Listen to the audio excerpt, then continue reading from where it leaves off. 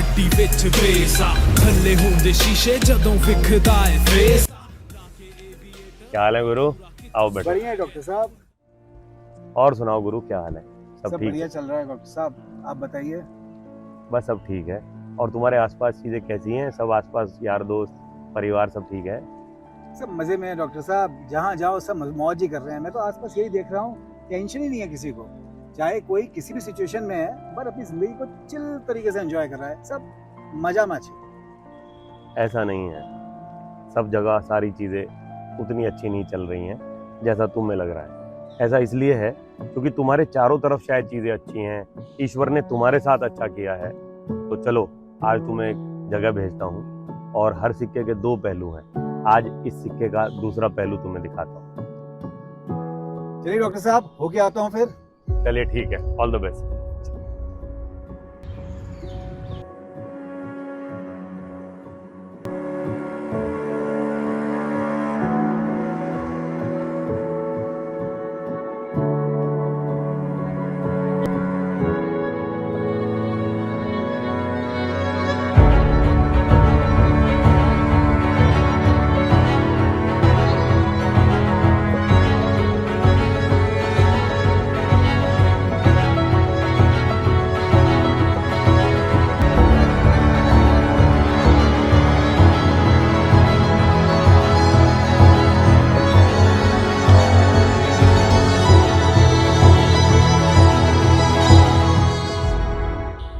ये कहाँ भेज दिया डॉक्टर साहब ने मुझे, और खुद कहाँ रह गए बुला के।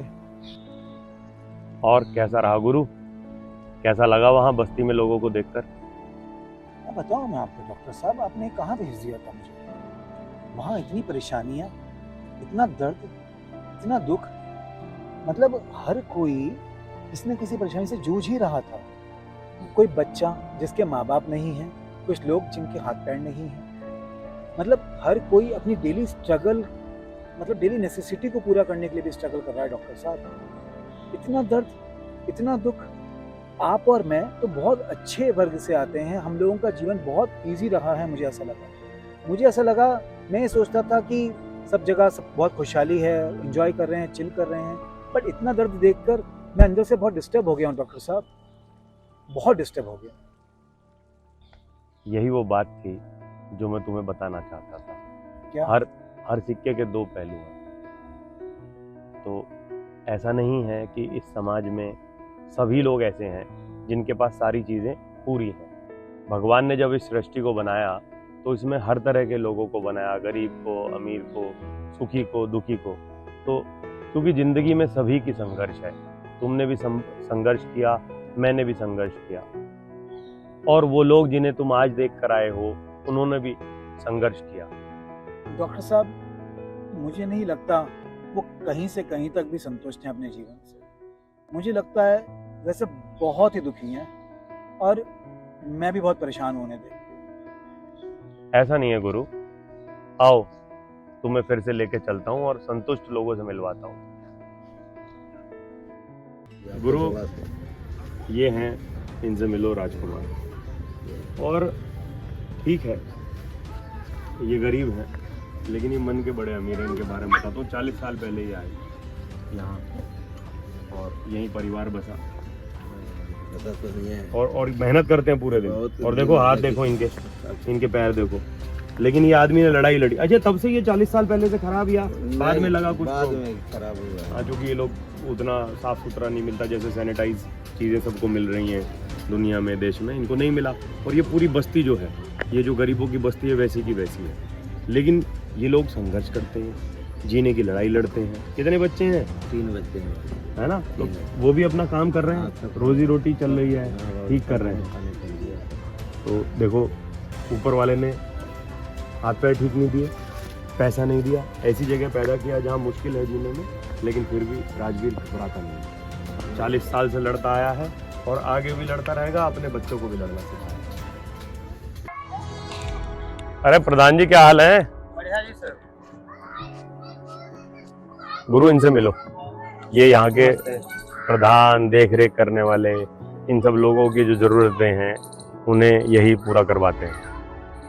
तो आप यहाँ सबकी देख रेख करते हैं, जी। ये बस्ती चलती कैसे है? लोग अपना गुजारा कैसे करते हैं? गुजारा ही है कि मजदूरी करते हैं, रिक्शा चलाते हैं, ईटा गारा ढोते हैं, गुब्बारे बेच लेते हैं, कूड़ा कबाड़ चुग लेते हैं। इसी वजह से मजदूरी, भाई बच्चों का पेट पालन होता है। खुददार लोग हैं, मेहनत करके अपना गुजर बसर कर लेते कर लेते। हैं। यहाँ के बच्चे पढ़ते भी हैं? हाँ, बच्चे पढ़ते भी।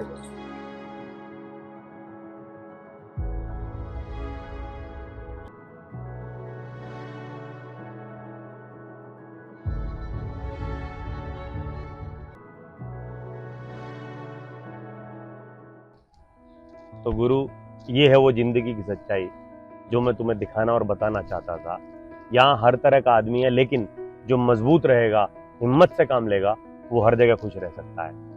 अब बात तो सही कह रहे हो डॉक्टर साहब, पर हमें कोई ना कोई एक कॉन्क्रीट सोल्यूशन ढूंढना पड़ेगा। मतलब ये बहुत तगड़ा मामला है डॉक्टर साहब। देखो, मतलब समस्या बहुत गंभीर है। कुछ लोग संतुष्ट हैं, कुछ लोग परेशान हैं, कुछ लोग खुश भी हैं, लेकिन कोई बड़ा समाधान आपको और हम जैसे लोगों को मिलकर ढूंढना पड़ेगा जिससे हम इनकी मदद कर पाए। क्या है वो प्रॉब्लम का सोल्यूशन डॉक्टर साहब? देखो, एक समाधान तो नहीं हो सकता, क्योंकि समस्या बड़ी है। समाज में मनभेद है, मतभेद है, समाज में अलग अलग तरह के लोग रहते हैं। लेकिन हाँ, शिक्षा एक बड़ा हथियार हो सकता है। जब आदमी शिक्षित हो जाएगा तो वो संतुष्टि की ओर भी बढ़ेगा, अपनी जरूरत को पूरा कर पाएगा, और एक और बात वो कर पाएगा, वो अपने जीवन के बीच संतुलन बैठा लेगा। चलो, आज एक अच्छी शुरुआत करते हैं। क्या तुम इस शुरुआत में मेरा साथ देना चाहोगे? बिल्कुल डॉक्टर साहब, चलिए आइए। हेलो बच्चों, क्या कैसे हो आप? ठीक चल रहा है? हाय कौन कह रहा था? हाय हाय, क्या बात है, अंग्रेजी भी जानते हो? स्कूल कौन कौन जाता है? सबकी एडमिशन है? बढ़िया। अच्छा, पोयम किसे आती है? पोयम कौन सुनाएगा? आप? चलो, और आप? चलो, आप सुनाओ। सवेरा चिड़िया बोली, सब बच्चों ने आके खुद, अच्छे बच्चे मंजन करके कुल्ला करके मुंह को धो कर रोज ना खाना खा के पढ़ने। मेरी छोटी सी गुड़िया क्या गई थी, मेरी छोटी सी गुड़िया क्या गई थी, बाजार को गई थी, लेने को आलू कितना मिला, पीछे पड़ गया।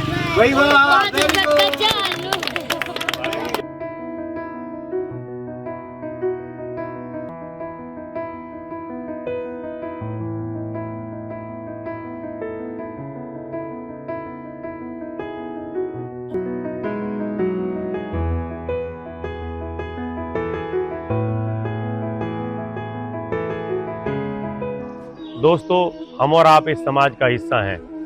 हम सब लोगों को अपने आसपास शिक्षा को बढ़ावा देने के लिए काम करना चाहिए। भगवान श्री कृष्ण ने भी गीता में कहा है, कर्म करो, फल की इच्छा मत करो। तो आप सभी कोशिश करें कि अपने जीवन में संतुलन बनाएं और अपने आसपास भी जो लोग हैं जिन्हें जरूरत है आपकी, उनकी मदद करें।